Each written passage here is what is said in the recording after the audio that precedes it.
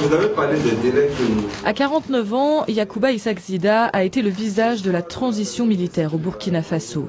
Peu connu du public avant la démission de Blaise Compaoré, il est le numéro 2 du régiment d'élite de sécurité présidentielle. C'est un homme érudit qui a fait de longues études d'anglais et de management. Il a également une formation militaire poussée et a servi comme casque bleu.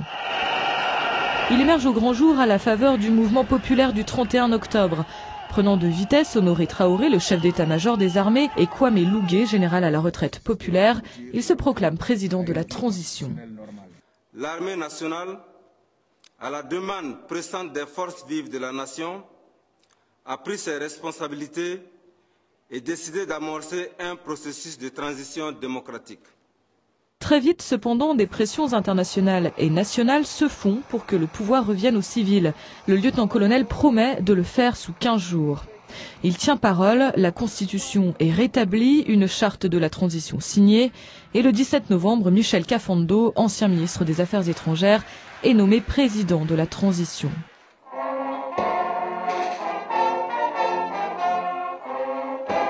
Il prête serment le lendemain. Au premier rang de la cérémonie, le lieutenant-colonel Zida, qui vient d'être décoré de la Grande Croix, la plus prestigieuse récompense du pays. Pour certains, la nomination d'un militaire à la primature est le fruit d'un accord. L'armée rend le pouvoir aux civils, mais en conserve une partie, une manière de contrôler la transition jusqu'aux prochaines élections qui devraient intervenir fin 2015. Reste à savoir si le choix du lieutenant-colonel conviendra à la rue qui a renversé Blaise Compaoré.